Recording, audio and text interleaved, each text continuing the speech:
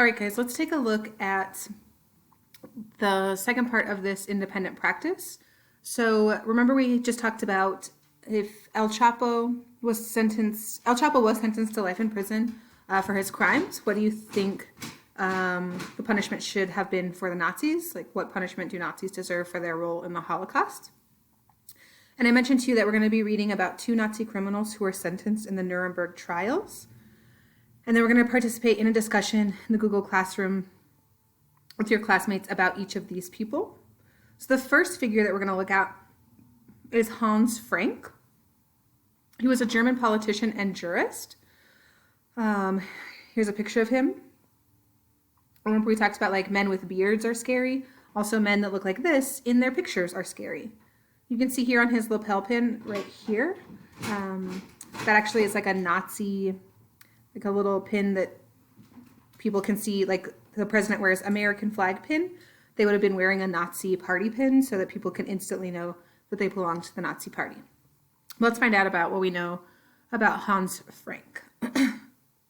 After the German invasion of Poland in 1933, Hans Frank was appointed Governor General, becoming the supreme chief of occupied Poland's civil administration. So the Germans went into Poland, took over, and then appointed him or gave him the job of Governor General. So he was a German taking over the Polish region. He was a strong supporter of the Nazis' racist beliefs. Frank ordered the execution of hundreds of thousands of Poles. Poles are people who live in Poland. He ordered all Polish property to be taken and the enslavement of hundreds of thousands of Polish workers. So these weren't just like strictly Jews, these were Poles as well. They were shipped to Germany. Most famously, he ordered the deportation of most of Poland's Jews into ghettos and eventually into concentration camps to be killed. Frank remained as Governor General until the war's end. He was captured by U.S. Army troops on May 4th, 1945, and was charged on trial during the Nuremberg trials. He was found guilty of war crimes and crimes against humanity, and October 1st, 1946, was sentenced to hang. Your steps now are to go to the Google Classroom. You're looking for this question icon. Again, it's under week 3 materials.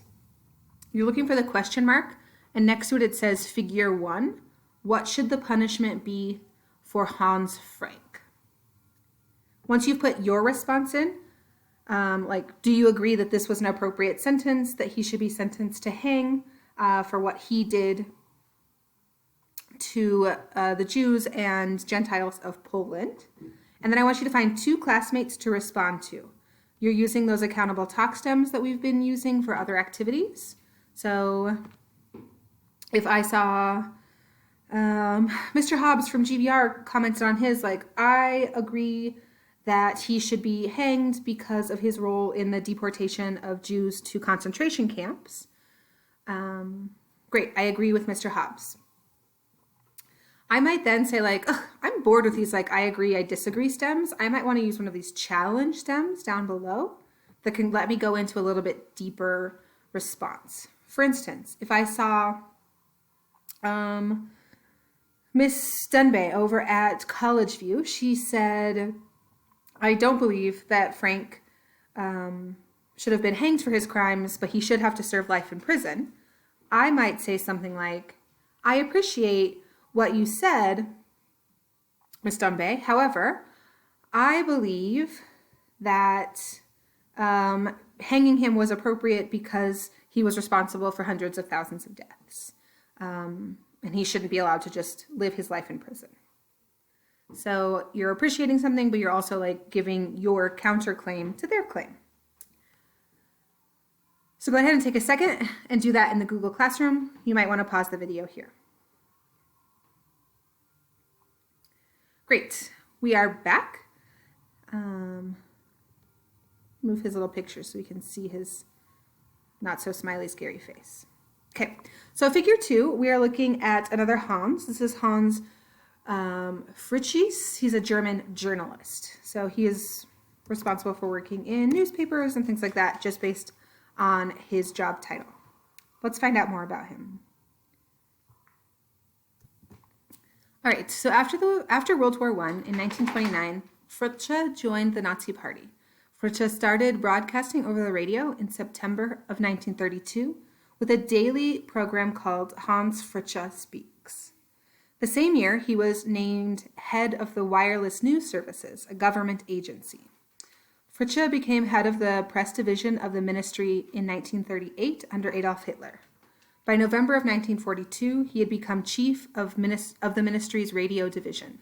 As the head of Nazi radio, he was commanded by Hitler to encourage others to join the Nazi movement and convince Germans that what the Nazis were doing was the right thing to do. Even if he did not fully believe it, he was still responsible for promoting the Nazi message everywhere he could. He was tried during the Nuremberg trials and sentenced to 9 years imprisonment. He was released in 1950 and died 3 years later of cancer.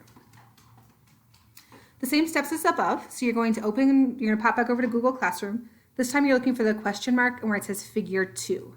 You're going to say, what punishment should Hans Fritzsche have received? Do you agree or disagree with 9 years of imprisonment? He actually didn't serve all 9 years of imprisonment. He was released early, and it could have been that he had cancer, and so they didn't know how long he would live, but you're thinking through that, and you're using these accountable talk stems, similarly I agree with so-and-so, I don't agree with so-and-so, so on and so forth. Make sure that you are responding to 2 classmates. Again, if you are for whatever reason struggling to get into the Google Classroom for these discussions, you can have a discussion in the chat during class or during office hours, and then just copy and paste that over into this module form.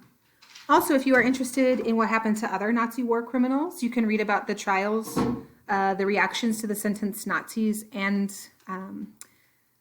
kind of what happened during the executions at this website here, Eyewitness to History. There's lots and lots of information about the Nuremberg trials. It's a pretty interesting bit of history because it's asking everyday people to pass judgments on people that have committed what we all can agree was a war crime and crimes against humanity. It's also interesting if you are ever watching the tapes of the Nuremberg trials, the head lawyer for the side of anti-Nazis, I guess you would say, he himself was an American Jew who, if his family had stayed in Europe, likely would not have survived. So it's a pretty interesting story. Once you've completed the discussion in the Google Classroom, it is time for you to do your mastery check. You're going to log in to your Edulastic account. You're going to find Week 3, Module 3 Assessment. It has a few more questions than normal just because it is the last module of the week. Once you've done that, I'm sure you have noticed at this point, I haven't talked about them because we just added these after I made the other videos, but we've added these checklists to the end of your modules. Make sure you've completed today's checklist. The highlighted portion on the list is what is done for the day if you haven't been following along, or if you have been following along. So you need to make sure your Google document is finished and turned in. Check. Your mastery check is taken and submitted at Edulastic. Check, check. And then make sure in the weekly discussion questions, even if you need to go back and do it after the fact, you've answered all 3 questions that have been posed this week, and you've replied to 2 classmates per post, so you should have 6 replies total in the Google Classroom. We will be looking for that. Unless there is a reason, please follow up with Mr. Marsh and I if there is. Otherwise, you guys are done for the week. Thanks so much, and we'll see you next time.